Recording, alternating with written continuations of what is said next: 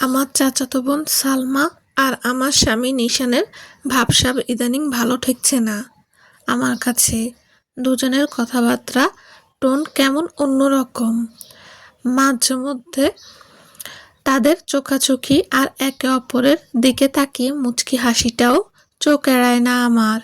Clear কিছু এখনো বুঝতে পারছি না।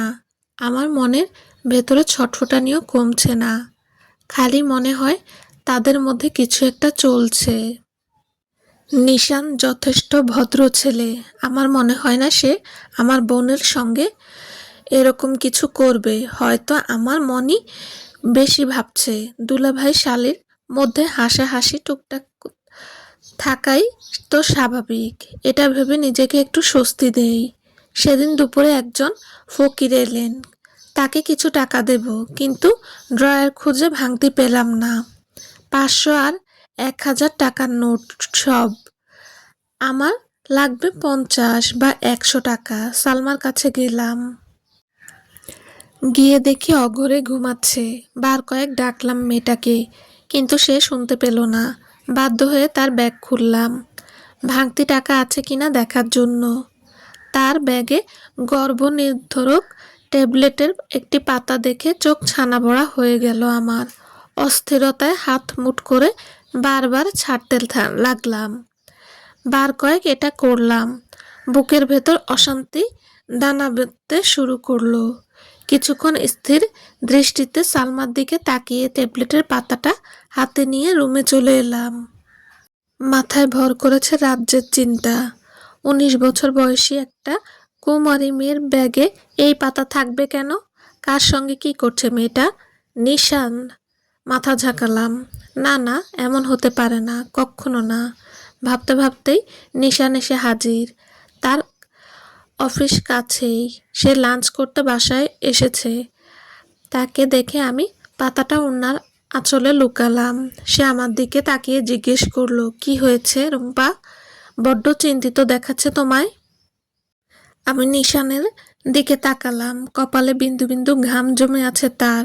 ক্লান্ত দেখাচ্ছে, চোখ দুটো শান্ত গভীর। তাকে দেখে আমার ভীষণ মায়া লাগলো। ওনার আঁচল দিয়ে কপালের ঘাম মুছে দিয়ে এক গ্লাস পানি এগিয়ে দিলাম। ভাবলাম নিশানের সঙ্গে বিষয়টা শেয়ার করি। এছাড়া বিশ্বস্ত কেউ কোথায় পাবো এখন? আমি আমতামতা করে বলেই ফেললাম নিশানকে, আর পিলের পাতাটা দেখালাম। বললাম, তোমার সঙ্গে ও ফ্রি থাকে। তুমি জানো কার সঙ্গে কি চলছে ওর? নিশান গম্ভীর হয়ে বলল, না তো, আমি জানি না। কিছু বলেনি তো? আমার টেনশন হচ্ছে নিশান। চাচি ভরসা করে ওকে আমার কাছে দিয়েছেন, আর এখানে এসে যদি কোনো দুর্ঘটনা ঘটে তাহলে মুখ দেখাবো কি করে আমি? তুমি এক কাজ করো। কি? ও যখন কলেজ যায় ওর পিছু পিছু যাও, কয়েকদিন গেলে কিছু একটা বুঝতে পারবে। আমার অফিস কি তুমি চালাবে? ওর পেছন পেছন ঘুরবো? আমি শান্ত স্বরে বললাম। এত হাইপার হচ্ছ কেন? বিষয়টা বোঝো, আমাকে হেল্প করো, পরে দেখা যাবে। এখন খেতে দাও আমাকে, কুইক যেতে হবে। আমি রান্নাঘরে গিয়ে দেখি সালমা উঠে গেছে, মুখ ধুয়ে এসেছে, এখনো মুখে পানি লেগে আছে।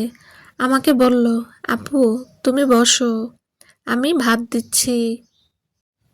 আমি চুপচাপ বসলাম। নিশানের সামনে সালমাকে কিছু বললাম না। নিশান চলে গেলে অবশ্যই জিজ্ঞেস করব। নিশান চলে গেলে সালমাকে ডাকলাম, পাশের চেয়ারে বসালাম। তার হাত দুটো ধরে না ধমকিয়ে নরম গলায় বললাম, ভয় পাস না সালমা, আমি তোকে বকবো না, কাউকে কিছু জানাবো না, শুধু সত্যি কথাটা বল, ভালো সাজেশন দেব আমি। সে থতমত খেয়ে বলল, কি আপু? আমি বললাম, তোর ব্যাগে গর্ভনির্ধারক ট্যাবলেটের পাতা পেয়েছি। এটা থাকা মানে বুঝিস?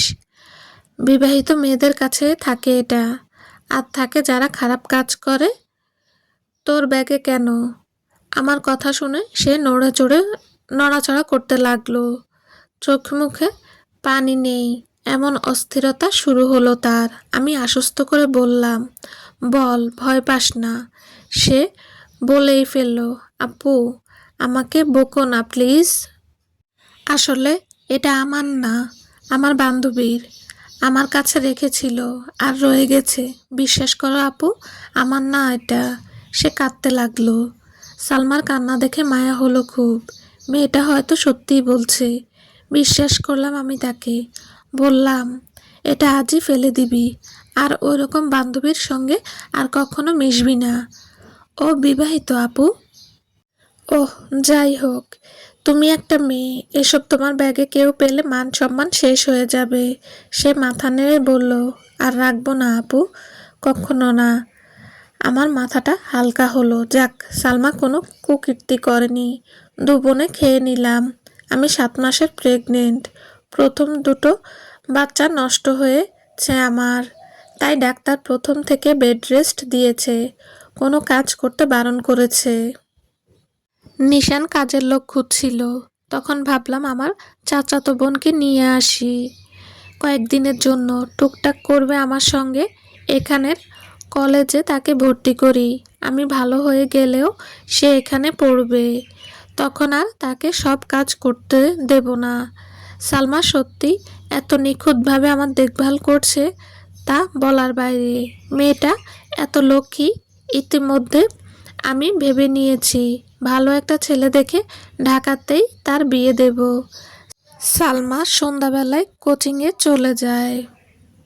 আমি টিভিতে খবর দেখছি, তখন আমার ফোনে আননোন নাম্বার থেকে একটা কল আসে। প্রথমবার ধরিনি, দ্বিতীয়বার রিং হলে ফোন তুললাম। অপর পাশ থেকে একজন পুরুষ কণ্ঠ ভেসে এলো। সালাম জানিয়ে বলল, আপনি রুম্পা, তাই তো? জি, রুম্পা বলছি। আমি একজন শুভাকাঙ্ক্ষী আপনার। কিছু বলার আছে আপনাকে। আপনাকে তো আমি চিনতে পারিনি। দয়া করে পরিচয়টা দেবেন। পরিচয় দেওয়া ঠিক হবে না। যেটা বলার বলছি শুনুন। আপনার বোন কোথায়? অপরিচিতের এমন প্রশ্নে আমি চমকে উঠলাম। ও তো কোচিংয়ে। আর আপনার স্বামী? সে এখনো ফেরেনি? অফিস কি সন্ধ্যা 7টা পর্যন্ত থাকে? অফিস তো 5টায় শেষ হয়। তার কাজ থাকে, বন্ধুবান্ধব আছে, আড্ডা দেয়। ভুল ম্যাডাম, আপনার স্বামী আপনার বোনকে নিয়ে সময় কাটায়। কথাটা শুনে পুরো শরীর শীতল হয়ে এলো। ধমকে উঠলাম, কি যাতা বলছেন? চুপ করুন। আমি শুভাকাঙ্ক্ষী হিসেবে এটা জানিয়েছি। রাখলাম। আমি হ্যালো হ্যালো করলাম। লোকটা আমার কথা না শুনেই কল কেটে দিল। অস্থিরতা শুরু হলো আমার মনে। খাট থেকে উঠে দাঁড়ালাম। ব্যালকনি আর ঘরে হাঁটতে লাগলাম। মাঝে মাঝে জানালা দিয়ে দেখছি ওরা আসছে কি না। লোকটার কথাগুলো মাথা থেকে যাচ্ছেই না। বিনা বাতাসে তো গাছের পাতা নড়ে না। কিছু হয়েছে নিশ্চয়ই, নাকি লোকটা সন্দেহ করেছে একসঙ্গে দেখে। উফ, কি যন্ত্রণা! আমার সন্দেহ কি তবে ঠিক? এত এত সায়েন্স চোখের সামনে দেখে সত্যি আমার ও মনে হচ্ছে কিছু একটা চলছে। আজ নিশান ফিরুক, সরাসরি কথা বলবো তার সঙ্গে। 9টার দিকে সালমার নিশান ফিরল। আমি প্রশ্ন ছুড়ে দিলাম, এত দেরি হলো কেন? সালমা কিছু বলার আগেই নিশান বলল, তোমার বোন ফুচকা খাবে, মোমো খাবে, তাই খাইয়ে নিয়ে এলাম। ওর অনেক বন্ধুবান্ধবও ছিল। সবার সঙ্গে কথা বলতে সময় গেছে। মনে মনে ভাবলাম, লোকটার কথা তাহলে ঠিক। নিশান সালমার সঙ্গেই ছিল। সালমার সামনে আর কোনো কথা বাড়ালাম না। সালমা ভাত বেড়ে আমাদের ডাকলো। ডাইনিংয়ে গিয়ে খেয়ে নিলাম। খেয়ে বরাবরের মতো শুয়ে পড়লাম। নিশানকে বললাম, নিশান, একটা কথা বলি? বলো। ঠিক সাহস হচ্ছে না, কিন্তু শান্তি পাচ্ছি না, তাই বলছি। প্লিজ সঠিক উত্তর দিও। সমস্যা নেই, বলো। উত্তর দিচ্ছি। সালমার সঙ্গে তোমার কোনো গোপন সম্পর্ক আছে? ভ্রু কুঁচকে হেসে উঠল নিশান। বলল, পাগল নাকি তুমি রুম্পা? ও আমার বোনের সমান। আমি ওই চোখে কখনো তাকাইনি ওর দিকে। তাছাড়া আমি কোনো মেয়ের দিকেই তাকাই না। সে আমার নাক আলতো টিপে বলল, যার ঘরে এমন মায়াবতী স্ত্রী আছে, সে পুরুষ অন্য কারো দিকে তাকাতে পারে? তুমি ভাবলে কি করে রুম্পা? অবাক লাগছে। মনে মনে নিজের ওপর আর ওই অপরিচিত লোকের ওপর রাগ হলো। মনের কথা আর তার বলা বিশ্বাস করে কি বলে ফেললাম নিশানকে। তার হাত ধরে বললাম, সরি, মাফ করে দিও। সে কপালে চুমু খেয়ে বলল, ঘুমিয়ে পড়ো, রাত হয়েছে। আমি তাকে আঁকড়ে ধরে চোখ বুজলাম। মাঝরাতে আমার ঘুম ভেঙে যায়। ঘুম ভাঙলেই পানি খেতেই হয় আমার। হাত বাড়িয়ে জগ ধরতে গিয়ে দেখি জগ খালি, পানি নেই। সালমা রোজ পানি এনে রাখে। আজ বোধহয় মেয়েটা ভুলে গেছে। উঠতে গিয়েই কোমর ম্যাজম্যাজ করে উঠল। কোমরটা এতটাই বেড়েছে যে পাশ ফিরেই যায় না। নিশানকে ডাকতে যাব, দেখি নিশান খাটে নেই। ও মাঝে মাঝে ব্যালকনিতে গিয়ে দাঁড়ায়, আকাশ দেখে। এটা তার বহু পুরনো অভ্যাস। গলা খুসখুস করতে শুরু করলো। পানি না খেলে এই খুসখুস আর থামবে না। আমি উঠে জগ হাতে নিয়ে বের হলাম। রান্নাঘরে গিয়ে আগে পানি খেলাম। জগ ভরে ফেরার সময় চোখে পড়ল সালমার দরজা আধো খোলা, ভেতর থেকে আলো বেরোচ্ছে। ভয় পেয়ে দরজা ঠেলে ভেতরে ঢুকলাম। ওয়াশরুম চেক করে সালমাকে না পেয়ে ভেতরটা কু ডেকে উঠল। সঙ্গে সঙ্গে মনে পড়ল নিশানের কথা। এই প্রথমবার আমার বুক ধড়ফড় করে উঠল। প্রচণ্ড রকমের ধড়ফড়। আমি দ্রুত হাঁটতে পারি না। ধীরে ধীরে ব্যালকনিতে যাই। সেখানে কেউ নেই। এবার পা যেন আর চলছেই না। টেনে টেনে করিডোরের দিকে যেতেই চোখে পড়ল নিশান আর সালমা আপত্তিকর অবস্থায় আছে। আমার পা থমকে দাঁড়িয়ে গেল। কাঁপতে থাকলাম। নিঃশ্বাস ভারী হয়ে এলো। চোখের সামনে যেন গোটা পৃথিবী ধ্বংস হয়ে যাচ্ছে। নিজের চোখকে বিশ্বাস হচ্ছিল না। দুজন দুজনার থেকে সুখ নিতে এতটাই ব্যস্ত ছিল যে আমি খুব কাছে দাঁড়িয়ে থাকা সত্ত্বেও তারা আমার উপস্থিতি টের পায়নি। চোখ বুজতে আসছে আমার। মাথা ঘুরছে। শক্ত করে দেয়াল ধরলাম। বিপদ আঁচ পেয়ে বসে পড়লাম। পড়ে যাব, নিঃশ্বাস আটকে আসছে। বার কয়েক জোরে জোরে শ্বাস নিয়ে শ্বাস ছাড়লাম। অস্পষ্ট স্বরে উচ্চারণ করলাম, সালমা। বাজ পড়ার মতো চমকে উঠল দুজন। আমাকে চোখের সামনে তারা আশা করেনি বোধ হয়। তাড়াহুড়ো করে নিজেদের গায়ে কাপড় দিতে ব্যস্ত হয়ে পড়ল। সালমা মাথা নিচু করে দাঁড়িয়ে রইল। আর আমার কুলাঙ্গার চরিত্রহীন স্বামী নিশান এগিয়ে এসে আমাকে তুলল। রাগের চোটে কষিয়ে থাপ্পড় দিলাম নিশানকে। টি শার্টের কলার চেপে ধরে ঝাঁকাতে থাকলাম। এত বড় বিশ্বাসঘাতকতা কিভাবে করতে পারলে? বুক কাঁপল না? কতদিন ধরে এসব চলছে? হ্যাঁ, আমার সন্দেহ তাহলে একদম ঠিক ছিল। আজ পানি ছিল না বলেই পানি নিতে এসে এসব দেখলাম। আল্লাহ জানেন কতদিন ধরে তোমাদের এই কুকীর্তি চলছে। নিশান বলল, তুমি অসুস্থ, আমাকে সময় দিতে পারো না। চোখের সামনে যৌবনে পা দেওয়া সালমা ঘুরঘুর করত। আমি নিজেকে আটকাতে পারিনি রুম্পা। আমি মজে গেছি সালমাতে। অনিচ্ছা সত্ত্বেও ডুবে গেছি। নিশানের কথা শুনে গা গুলিয়ে উঠল আমার। অবাক হয়ে তার মুখের দিকে তাকিয়ে রইলাম। তারপর ঘৃণায় একদলা থুতু ফেলে বললাম, তোমার মতো কিছু পুরুষ এমন কেন বলো তো? বউ অসুস্থ হলেই কি অন্য নারীকে বাহুডোরে ঢুকাতে হবে? ছি ছি, ঘেন্নায় গা জ্বলে উঠছে আমার। এত রাতে করিডোরে থাকা ঠিক না রুম্পা, চলো ভেতরে চলো। আমি হাত ছাড়িয়ে বললাম, ছোবে না তুমি আমায়। তারপর সালমার কাছে গিয়ে ইচ্ছে মতো পরপর থাপ্পড় মারলাম।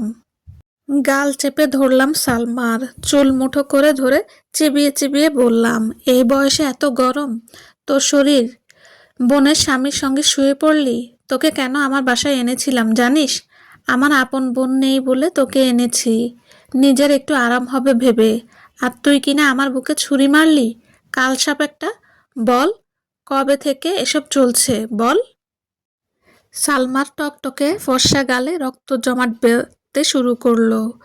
ঠোঁট লাল হয়ে ফেটে যাওয়ার মতো অবস্থা। সালমার চুলের মুঠে তার মাথা ভেতর প্রতিটি শিরা যেন ছিঁড়ে যাচ্ছে এমন অনুভূতি হচ্ছিল। সে কুকিয়ে কাঁদছিল। নিশান দূরে দাঁড়িয়েছিল, এবার এগিয়ে এসে রুম্পার হাত থেকে সালমাকে ছাড়িয়ে নিল। রুম্পাকে ধমকে বলল, ওকে এভাবে অমানুষের মতো আঘাত করো না। তেলে বেগুনে জ্বলে উঠল রুম্পা। নিশানের মুখের সামনে ঝুঁকে বলল, ওকে আঘাত করলে তোমার খুব লাগে, বুকে লাগে বুঝি? নিশান রুম্পার সামনে সালমাকে টেনে নিজের বুকে জড়িয়ে ধরল। রুম্পাকে শুনিয়ে বলল, ওকে আমি ভালোবাসি, খুব ভালোবাসি। ওকে আঘাত করার কথা, কষ্ট দেওয়ার কথা ভুলেও ভেবো না। নিশানের মুখে এই কথা শুনে অটোমেটিক পেছনে সরে গেল রুম্পার পা। বুক ধুক করে উঠল। সে স্তব্ধ হয়ে তাকিয়ে রইল নিশানের দিকে। ভাবল, নিশান ওকে ভালোবাসে, সালমাকে। আমার অগোচরে জল কিভাবে এত দূর গড়ালো? রুম্পার করিডোরে দাঁড়ালো না, কিছু বলতেও পারলো না। বলার মতো কোনো কথা এই মুহূর্তে তার ডিকশনারিতে নেই। নিশানের এই এক কথাতেই সে থেমে গেছে। টলতে টলতে দেয়াল ধরে নিজের রুমে চলে এলো। কানে বাজতে লাগলো নিশানের কথা, ওকে আমি ভালোবাসি। রুম্পার চোখ বন্ধ করে আবার খুলল। চোখের জল বাদ মানছে না, অনবরত গড়িয়ে পড়ছে। চিৎকার করে কাঁদতে ইচ্ছে করছে তার, কাউকে জড়িয়ে ধরে কাঁদতে ইচ্ছে করছে। মনের সবটা উগরে দিতে চাইছে সে, যে ন বুকটা হালকা হয়। এই যন্ত্রণা সইবার মতো নয়। কিভাবে তার বোন আর তার স্বামী তাকে এভাবে ঠকাতে পারলো? এভাবে মানুষ ঠকানো যায়? যে নিশানকে এত ভালো ভদ্র মানুষ ভেবেছিল, সে আসলে এমন একজন মানুষ। পুরুষ কি যখন তখন বিবাহিত অবিবাহিত হয়েও অন্য নারীতে ডুবে যেতে পারে? খানিক পরে নিশান রুমে এলো। এসেই ওয়াশরুমে ঢুকে গোসল সেরে বের হলো। চুল দিয়ে টপ টপ করে পানি পড়ছে। টাওয়াল দিয়ে মাথা মুছল সে। রুম্পা যত তাকাচ্ছে নিশানের দিকে, ততই ভেঙে পড়ছে। মানুষটা দেখছে সে কাঁদছে, তবু এমন কিছু করছে যাতে যন্ত্রণা বাড়ছে রুম্পার। রুম্পা কিছু বলতে চেয়েও পারল না, তার কণ্ঠ রোধ হয়ে আছে। নিশান আর চোখে তাকালো রুম্পার দিকে, যেন যা হয়েছে সব স্বাভাবিক। সেরকমই একটা ভাব নিয়ে শুয়ে পড়ল নিশান। রুম্পা যন্ত্রণা আরো বেড়ে গেল।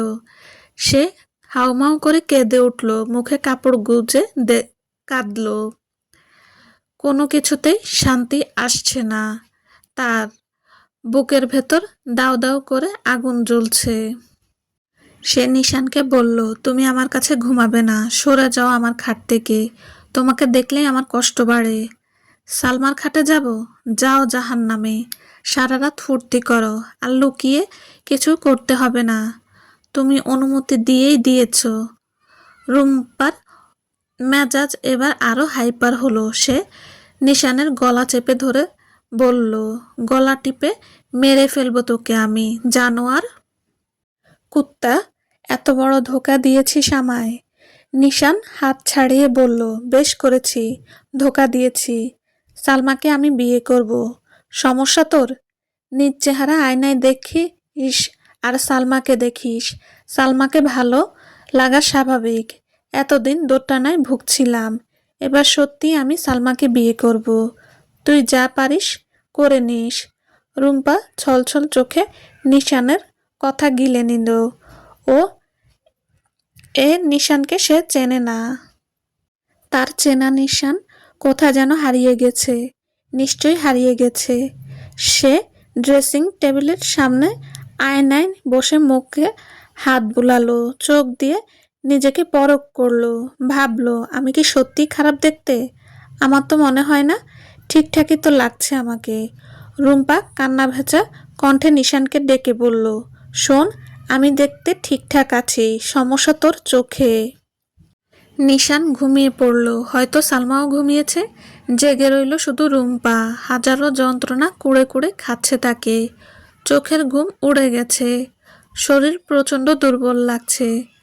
পেটে হাত রেখে সে বিড়বিড়ি করে বলল, তুই ঠিক আছিস তো সোনা? মা কান্না করতে করতে তোকে খুব কষ্ট দিচ্ছি, তাই না? কিভাবে নিজেকে সামলাবো বল? পারছি না তো, বুক চিড়ে যাচ্ছে আমার। মেরে ফেলবো তোর বাবাকে? বল, মেরে ফেলবো? নিশান ভোরে উঠে সালমান দরজার কাছে যায়, দরজায় টোকা দিয়ে ডাকে, সালমা দরজা খোল। 1 মিনিট গড়াতেই সালমা দরজা খোলে, চুপচাপ দাঁড়িয়ে থাকে। নিশান ধমক দিয়ে বলে, চুপচাপ আছিস কেন?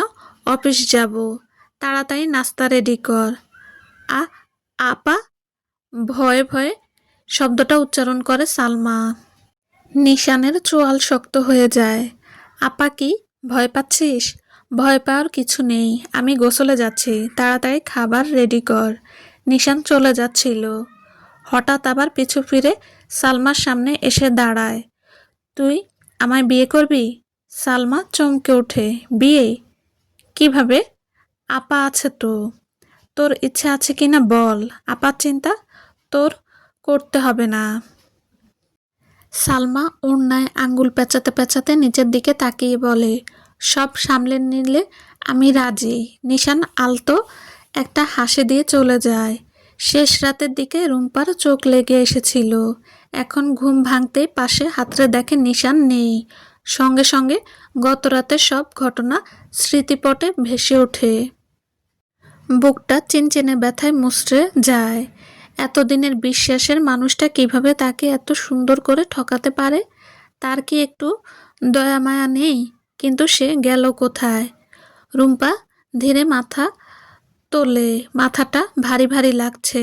খাটের পাশে রাখা টেবিলে হাতল ধরে নিচে পা নামায়, সোজা হয়ে দাঁড়ায়, তারপর ব্রাশ করে মুখ ধোয়, টাওয়াল দিয়ে মুখ মুছতে মুছতে কিচেনের দিকে পা বাড়ায়।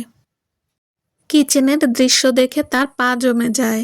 নিশান ডাইনিং টেবিলে বসে নাস্তা করছে, সালমা পাশে দাঁড়িয়ে, একদম বউয়ের মতো। মনে হচ্ছে বরকে যত্ন করে খাওয়াচ্ছে। আদর্শ স্ত্রীর মতো পাশে দাঁড়িয়ে আছে সে। রুম্পার চোখ নাক জ্বলে ওঠে, বুকে ছুরির মতো আঘাত লাগে, ভেতরটা ফেটে কান্না আসছে। সে চুপচাপ সরে যায়, রুমে ঢুকে মুখে কাপড় গুজে হাউমাউ করে কাঁদে। কেউ যদি তার এই হাউমাউ কান্না দেখে, নিজেকে ভীষণ ছোট লাগবে তার। বেশ অনেকক্ষণ পর নিশান রুমে আসে, আলমারি থেকে শার্ট প্যান্ট বের করে পোশাক পরতে পরতে বলে, সালমাকে তো আমার পছন্দ, লুকোচুরি প্রেম করলে দেখা করা গুনাহ। তার চেয়ে ভালো আমি তাকে বিয়ে করে নেই। তোমার কোনো আপত্তি আছে? একটু থেমে আবার বলে, আমি তোমাকে ছাড়ব না, তোমার দায়িত্ব আমারই, দুজনকে সমান চোখে দেখার চেষ্টা করব। রাজি তুমি? রুম্পা চোখ বন্ধ করে ফেলে, দ্রুত শ্বাস ওঠানামা করছে, দম আটকে আসছে। কি অপরাধ করেছে সে যে তার এই দুঃসময়ে এমন কঠিন যন্ত্রণাময় কথা শুনতে হচ্ছে? এমন কথা যা সে কোনোদিনও কল্পনা করেনি। রুম্পা কোনো উত্তর দেয় না, নিশানও অপেক্ষা করে না, বেরিয়ে যায়। বেলা 9:20। রুম্পার খিদে পেটে মোচড় দিচ্ছে। রুম্পা কিচেনে গিয়ে দুটো পরোটা বানায়, ডিম পোচ করে, টেবিলে বসে খেতে খেতে গলা উঁচু করে ডাকে, সালমা এদিকে আয়, তোর সঙ্গে কথা আছে। সালমা বের হয় না। রুম্পা আবার বলে, তুই কি নিশানকে বিয়ে করবি? এই বিয়েতে তুই রাজি? কোনো উত্তর আসে না। আমি যদি অনুমতি দেই, তুই কি বিয়ে করবি? এবার সালমার কণ্ঠ ভেসে আসে, তুমি রাজি হলে করব। এই বিয়েতে আমি রাজি, কিন্তু তোমারে ভয় লাগে। রুম্পা একটু মলিন হাসি ঠোঁটে ঝুলিয়ে রাখে, ওনার আঁচল দিয়ে চোখের জল মুছে। তারপর নিঃশব্দে ব্যালকনিতে গিয়ে দাঁড়ায়। রোদের নরম আলো এসে পড়ছে ব্যালকনিতে। ব্যালকনিতে ছোট ছোট টবে সাজানো তার এক টুকরো নিজস্ব পৃথিবী।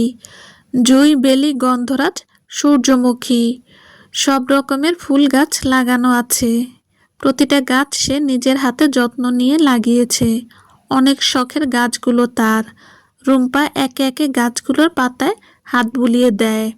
বেলি ফুল গাছ থেকে একটা ফুল তুলে নিয়ে নাক দিয়ে ঘ্রাণ টেনে নেয়। একটু পর সে ঘরে ফিরে আসে, আলমারি থেকে লাগেজ নামায়, প্রয়োজনীয় জিনিস গুছিয়ে নেয়, খাটের ওপর বসে ঘরের দিকে ভালো করে তাকায় একবার। এই ঘরের প্রতিটা কোণ চেনে সে। এই ঘরের আনাচে কানাচে যা কিছু আছে সব তার বাবার কষ্ট অর্জিত টাকায় কেনা। কত শখ, কত স্বপ্ন জড়িয়ে আছে প্রতিটা জিনিসে। এক মুহূর্ত বুকটা ভারী হয়ে আসে রুম্পার। তারপর হঠাৎ সে হেসে ফেলে। তেতো হাসি, নিঃস্ব হাসি, কোনো প্রাণ নেই সেই হাসিতে।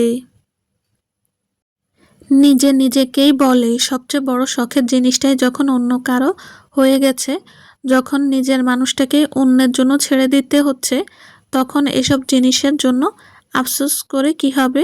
এসবের কোনো ভ্যালু নেই আমার কাছে। একটা একটা করে লাগেজে নিচে নামায় রুম্পা। এরপর গেটের বাইরে এসে অটো ডাকে। আসার সময় সালমা দেখেনি তাকে। ঘরের মধ্যে দরজা লক করে আছে। রুম্পাও বলার প্রয়োজন মনে করেনি। গাড়িতে বসে রুম্পা তার ছোট ভাইয়ের কাছে কল করে বলে, বাস স্ট্যান্ডে এসে দাঁড়া, আমি আসছি। এত লাগেজ সাথে দেখে রুম্পার ঘরের সবাই প্রশ্নে জর্জরিত করছে রুম্পাকে। সে এসেছে ভালো কথা, কিন্তু সাথে এত লাগেজ কেন? সে কি রাগ করে এসেছে? সালমাই বা কোথায়? ইত্যাদি ইত্যাদি। কিন্তু রুম্পা কারো কোনো উত্তর দিচ্ছে না। সে একটু জিরিয়ে নিয়ে সোজা ছোট চাচির ঘরে যায়। তার সাথে সাথে তার মাও যায়। রুম্পা চাচির ঘরে গিয়ে চিৎকার শুরু করে দেয়, আপনার মেয়েকে কোনো শিক্ষা দেননি ছোট থাকতে? কেমন মেয়ে বড় করেছেন? কার মুখ দেখে জন্ম দিয়েছেন ওরে? মানুষের ক্ষতি করার জন্য? সংসার ভাঙার জন্য? এতটুকু বলে রুম্পা হাঁপিয়ে ওঠে। তার মা তাকে খাটে বসান, পানি দেন। রুম্পার চাচি কিছু বুঝে উঠতে পারেনি। হঠাৎ রুম্পা এসব কেন বলছে? তবুও রুম্পা এত বড় বড় কথা বলছে দেখে ওনার মেজাজ চটে যায়। উনি গলা উঁচিয়ে বলেন, কী সব যাতা বলছিস আমার মেয়েকে নিয়ে? আমার মেয়ে কই? তুই আসলি, আমার মেয়ে কই? ও আসবে কেন? ও তো আমার স্বামীকে কেড়ে নিতে নিয়েছে। সামনে ওরা বিয়েও করবে। রুম্পার মুখ থেকে এরকম কথা শুনে আশ্চর্য বনে যান রুম্পার মা এবং চাচি। মা জিজ্ঞেস করেন, সত্যি করে বল কি হয়েছে? সালমা কি করেছে? কী সব বলছিস মা? আমার টেনশন হচ্ছে রে। রুম্পা মাকে জড়িয়ে ধরে হাউমাউ করে কান্না করে দেয়। ফুপিয়ে ফুপিয়ে বলে, আমার সব শেষ মা, সব শেষ। এত বছরের সংসার, ভালোবাসা সব শেষ। নিশান আর সালমা দুজনের সম্পর্ক আছে, তারা দুজনে বিয়ে করবে। তারা দুজন কিভাবে এমন করতে পারলো মা? আমার জন্য ওদের একটু দয়া হয়নি? অবৈধ সম্পর্ক করার আগে একবারও আমার মুখ তাদের চোখে ভাসেনি? সালমাকে আমার বাসায় নেওয়া আমার জন্য কাল হয়েছে মা। আমি এবার কি নিয়ে বাঁচব? সব শেষ মা, সব শেষ। রুম্পার মা হতবিহ্বল হয়ে পড়েন। রুম্পার চাচিও। রুম্পা যা বলছে তা তারা মেনে নিতে পারছে না। এটাও সম্ভব? চাচি এগিয়ে এসে রুম্পার মাথায় হাত বুলিয়ে কণ্ঠে ক্ষোভ নিয়ে বললেন, তুমি যা বলছো তা যদি সত্যি হয়, আমি তাদের বিয়ে কখনো হতে দেব না, কখনো না। রুম্পা মুখ তুলে তাকায়। তারা একে অপরকে বিয়ে করবে সিদ্ধান্ত নিয়েছে। সেখানে আমি বাধা দিলে কিচ্ছু হবে না। আমি সব ছেড়ে এসেছি। তারা বিয়ে করুক, সুখে থাকুক। চাচির চোখে মুখে যেন রাগ উপচে পড়ছে। তিনি গর্জে উঠে বললেন, এমন হলে ওই মেয়েকে আমি ত্যায্য করব। ওর জায়গা আমার বাড়িতে কোনোদিন হবে না, কোনোদিনও না।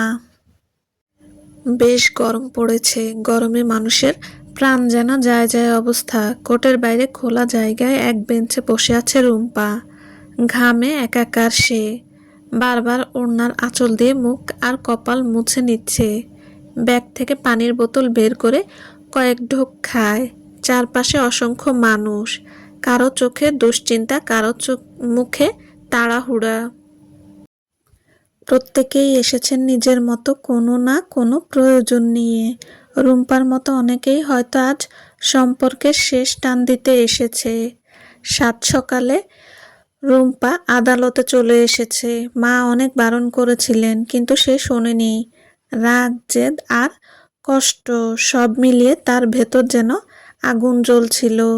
এতটাই অন্ধ হয়ে গিয়েছিল যে গর্ভ অবস্থায় ডিভোর্স দেওয়া যায় না, এই সত্যিটুকু তার মাথায় আসেনি।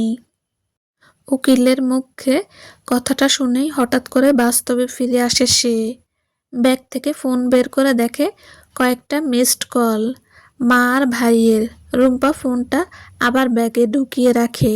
উঠে দাঁড়িয়ে বাড়ি ফেরার প্রস্তুতি নিতে গিয়ে মাথা ঘুরে ওঠে। চারপাশ ঝাপসা হয়ে আসে, শরীর ধরে পড়তে থাকে। অজান্তে সে পেটের উপর হাত রাখে, যেন হাত দিয়েই অনাগত সন্তানকে আগলে রাখতে চাইছে। চোখ খুলে চমকে ওঠে রুম্পা। নিজের অতি পরিচিত ঘর, জানালা দিয়ে শেষ বিকেলের আলো ঢুকে পড়ছে। আলো ছায়ার খেলায় ঘরটা আধো অন্ধকার। সেই আলোর রেখা ধরেই সে উঠে দাঁড়ায়। মুহূর্তেই সব মনে পড়ে, কোট, মাথা ঘোরা, তারপর কিছুই মনে নেই। কিন্তু সে এখানে এলো কিভাবে? নিশানের বাসায়, তাদেরই বেডরুমে। লাইট জ্বালিয়ে বাইরে বের হয় রুম্পা। রান্নাঘর ফাঁকা, সালমার ঘরের দরজাও বন্ধ। ব্যালকনির দিকে চোখ যেতেই বুকটা কেঁপে ওঠে। সামনের দিকে তাকিয়ে একজন সুঠাম লম্বা পুরুষ দাঁড়িয়ে আছে। মানুষটা তার অতি পরিচিত। রুম্পা ঢোক গিলে বুক ঠুকপুক করতে থাকে, পা আর এগোয় না। কিছু না জিজ্ঞেস করেও শান্তি পাচ্ছে না সে। জড়ানো কণ্ঠে বলেই ফেলে, আমি এখানে কিভাবে এলাম? রুম্পার গলা শুনে বিদ্যুৎ স্পৃহের মতো ঘুরে দাঁড়ায় নিশান। অপলক তাকিয়ে থাকে তার দিকে। সেই তাকানোয় এমন কিছু আছে যা রুম্পাকে অস্বস্তিতে ফেলে। রুম্পা আবার বলে, এভাবে তাকাচ্ছ কেন? আমি প্রশ্ন করেছি। বাইরে শীতল বাতাস বইছে জোরে, ঠান্ডায় শিরশির করে উঠছে শরীর। নিশান এগিয়ে এসে রুম্পার হাত ধরে, ঘরে চলো, ঠান্ডা লাগছে। এক ঝটকায় হাত ছাড়িয়ে নিয়ে রুম্পা ঘরে যায়। খাটে বসেই বলে, আমি তো কোর্টে ছিলাম। কে নিয়ে এলো আমাকে? কোর্টে কেন গিয়েছিলে? তোমাকে ডিভোর্স দিতে। এত সাহস কোথা থেকে পেলে তুমি? হুম? রুম্পা রেগে যায়, রাগান্বিত কণ্ঠে বলে, সালমাকে বিয়ে করবে আর আমি বউ হয়ে থাকবো ভাবলে কি করে? এই বন্ধনে আমি থাকতে চাই না। আমি এখনই চলে যাচ্ছি। এই বলে রুম্পা উঠে দাঁড়ায়। সঙ্গে সঙ্গে নিশান পিছন থেকে আঁকড়ে ধরে রুম্পাকে। রুম্পা হতভম্ব, কাপা গলায় নিশান বলে, যেও না, আমি ভয়ঙ্কর ভুল করেছি। সালমার মোহে পড়ে পাপ করেছি। কাল সারা রাত আল্লাহর কাছে কেঁদেছি। সকালে উঠে তোমার কাছে গিয়েছিলাম। মা বললেন তুমি কোর্টে গেছো। ওখানে গিয়ে দেখি তুমি অজ্ঞান। মানুষ ঘিরে আছে তোমাকে। সেখান থেকে তোমাকে নিয়ে আসি। নিশানের কণ্ঠ ভারী হয়ে আসে। আমায় কি ক্ষমা করা যায় না রুম্পা? আমি জানি আমার পাপ ক্ষমার অযোগ্য, কিন্তু একবার সুযোগ দাও। তুমি ক্ষমা করলে আমি বিশ্বাস করি আল্লাহ ও ক্ষমা করবেন। আমি জাহান্নামে জ্বলতে চাই না। তোমাকে ভালোবেসে তোমার সাথে সারা জীবন কাটাতে চাই। একসাথে জান্নাতে যেতে চাই। জান্নাতেও তোমার স্বামী হয়ে থাকতে চাই। রুম্পার নিঃশ্বাস ভারী হয়ে আসে। নিশানের কথা তার বুক কাঁপিয়ে দিচ্ছে। অদ্ভুত এক ভালো লাগাও কাজ করছে। সে ধীরে নিশানকে জড়িয়ে ধরে। তুমি সত্যি বলছো? নিশান তাকায় তার দিকে। রুম্পা দেখতে পায় জল টলমল করছে নিশানের চোখে। মুহূর্তের ব্যবধানে জমে থাকা চোখের পানি গড়িয়ে পড়ে। মানুষ মিথ্যা বললেও মানুষের চোখ মিথ্যা বলে না। রুম্পার মন নরম হয়। নিশান বলে, সেদিন অফিস থেকে ফিরে যখন দেখলাম তুমি নেই, আমার কেমন লাগছিল বলে বোঝাতে পারবো না। তোমাকে ছাড়া বাসাটা অন্ধকার লাগছিল। আমি তখনই বুঝেছি, সত্যি বুঝে গেছি রুম্পা, তুমি না থাকলে আমার পৃথিবী অন্ধকার থাকবে। রুম্পা কেঁদে ফেলে, ভাবে একটা ভুল, একটা মোহ। এর বাইরে নিশান্ত সবসময় তার মানুষ ছিল। এত অনুতাপ দেখে তার আর শক্ত হতে ইচ্ছে করে না। হাসতে হাসতে চোখ মুছে বলে, মাফ না করলে কি মানুষ হওয়া যায়? তুমি ভুল বুঝতে পেরেছ, এটাই আমার সবচেয়ে বড় প্রাপ্তি। নিশান রুম্পার হাতে চুমু খায়। কথা দিচ্ছি আর কখনো কষ্ট দেব না। সালমা কোথায়? সকালে বাড়ি দিয়ে এসেছি। তুমি বাড়ি গিয়েছ, কেউ কিছু বলেনি? বলেনি আবার? মেরে ফেলবে আমাকে এমন অবস্থা। পরে মাপ চাই সবার কাছে। বুঝিয়ে বলি, ভয় ছিল তোমার সামনে কিভাবে দাঁড়াবো, কিভাবে বলবো। এখন তুমি মাফ করেছ, আমার আত্মা শান্তি হয়ে গেছে। অপরাধবোধ কম মনে হচ্ছে। রুম্পা গভীর নিঃশ্বাস নেয়। তার মন খুশি হয়। কেমন যেন বুকটা হালকা লাগছে তার। মাস না গড়াতেই রুম্পার কোলে আসে ফুটফুটে যমজ দুই ছেলে। কয়েকদিন রুম্পার মা এসে রান্নাবান্না আর বাচ্চাদের দেখাশোনায় সাহায্য করে যান। কিন্তু ছোট ছোট দুটো বাচ্চা একাই সামলানো রুম্পার পক্ষে ভীষণ কষ্টকর। নিশান এরই মধ্যে চাকরি থেকে রিজাইন দিয়েছে। পুরোটা সময় সে রুম্পা আর বাচ্চাদের পাশে থাকতে চায়। খবরটা শুনে রুম্পা প্রচণ্ড রেগে যায়। এভাবে হঠাৎ চাকরি ছেড়ে দিলে কেন? তোমার ক্যারিয়ারের কি হবে? নিশান শান্ত গলায় বলে, আমার যোগ্যতা আছে, চাকরি আবার পাওয়া যাবে। কিন্তু এখন যদি তোমাকে একা এই বাচ্চাদের দায়িত্ব নিতে দেই, তুমি হাঁপিয়ে উঠবে। এখন হেল্প না করলে কখন করব বলো? তাছাড়া আমি নিজের স্বার্থেই করছি। রুম্পা ভ্রু কুঁচকে তাকায়, তোমার স্বার্থ? নিশান মৃদু হাসে, এই যে বইয়ের আরামের জন্য চাকরি ছাড়লাম, নিজের হাতে বাচ্চাদের বড় করছি, এর চেয়ে বড় বেনিফিট আর কি হতে পারে? আল্লাহ আমাকে নিশ্চয়ই বড় প্রতিদান দেবেন। রুম্পা চোখ বুজে আসে। সে নিশানের বুকে মাথা রাখে, ধীরে ধীরে নিশানের মুখে হাত বুলিয়ে দেয়। ফিসফিস করে বলে, আল্লাহ চাইলে মানুষকে এক মুহূর্তেই বদলে দিতে পারেন, তাই না?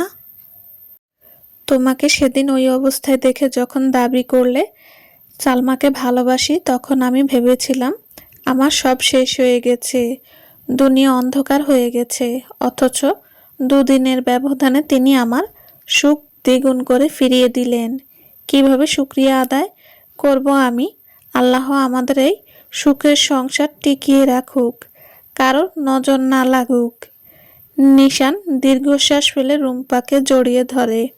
ঘুম জড়ানো গলায় বলে, ভীষণ ঘুম পাচ্ছে, ঘুমালাম। রুম্পা জেগে থাকে। বাচ্চাদের আর নিশানকে অপলকে দেখে সে দেখে নয়ন জোড়ায়, মনে মনে সাজায় চারজনের আগামী সুন্দর সংসার। রাত বাড়ে। রুম্পার চোখে ঘুম আসছে না। সে নিশানকে জড়িয়ে তার বুকে গুটিসুটি মেরে শুয়ে থাকে। নিশান নড়ে চড়ে ওঠে, দেখে রুম্পা জেগে আছে। জিজ্ঞেস করে, তুমি ঘুমাওনি? এই তো ঘুমাবো। তুমি উঠে কোথায় যাচ্ছ? তাহাজ্জুদ পড়ব। রুম্পা অবাক হয়, আগে তো পড়তে না? নিশান মাথা নিচু করে বলে, এখন পড়ব। কত বড় অপরাধ করেছি। মাপ না চাইলে কি মাপ পাওয়া যায়? রুম্পার মন আনন্দে ভরে ওঠে। সে হাসে, আমি তোমার সাথে পড়ব। তাহলে এসো। দুজন অজু করে নামাজে দাঁড়ায়। নিঃশব্দ রাতে শান্ত ঘরে তারা দুজন সালাত আদায় করে। নামাজ শেষে মোনাজাতে হাত তোলে তারা। শেষ হলে রুম্পা জিজ্ঞেস করে নিশানকে, মাপ চেয়েছ? শুধু মাপ নয়, শেষ দিন পর্যন্ত যেন তুমি আমার থাকো সেটাও চেয়েছি।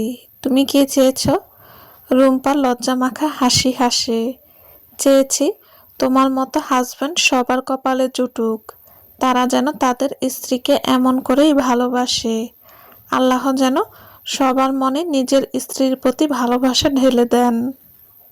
নিশান বলে, আর সবার কপালে তোমার মতো চোখ জোড়ানো মায়া ভরা স্ত্রী থাকুক। ব্যালকনিতে যাবে? শেষ রাতের আকাশ দেখব। যাব, চলো। কোলে করে নাও না। ভীষণ ইচ্ছে হচ্ছে কোলে ওঠার। পারবে নিতে? নিশান হেসে বলে, কেন নয়, পারবো। সে রুম্পার দিকে তাকিয়ে এক মুচকি হাসি দিয়ে কোলে তুলে নেয় রুম্পাকে। ব্যালকনিতে গিয়ে নামায়, বলে, তুমি বসো রুম্পা, আমি তোমার কোলে মাথা রাখবো। রুম্পাকে বসিয়ে সে ফ্লোরে শোয়। তারপর নিজেই রুম্পার কোলের ওপর মাথা রাখে। আকাশের দিকে তাকিয়ে বলে, দেখো কি সুন্দর চাঁদ উঠেছে। রুম্পা হাসে। নিশানের চুলে আঙ্গুল বুলিয়ে দেয়। নিশান মহাকাশে একবার তাকিয়ে রুম্পার দিকে তাকায়। উঠে বসে রুম্পার নাক টিপে আদুরে ভঙ্গিতে বলে, আমার কি সৌভাগ্য, একসাথে তোমাকে আর চাঁদকে দেখছি। রুম্পা দীর্ঘশ্বাস ফেলে নিশানের কাঁধে মাথা রাখে। শেষ রাতের নীরব আকাশের নিচে তারা পাশাপাশি বসে থাকে আর গল্প করে। তাদের গল্পে চলে আসে তাদের প্রেমের দিনগুলোর কথা, প্রথম দেখা, ছোট ছোট স্মৃতি। দুজনার সাথে গল্প করতে করতে ভোর হয়ে আসে। দূর মসজিদ থেকে ভেসে আসছে আজানের সুমধুর সুর। সমাপ্ত। আসসালামু আলাইকুম। হ্যালো ভিউয়ার্স, আপনাদের যদি আমার গল্প ভালো লেগে থাকে প্লিজ সাবস্ক্রাইব করে দিন, লাইক কমেন্ট করে জানাবেন কেমন হয়েছে। Please please.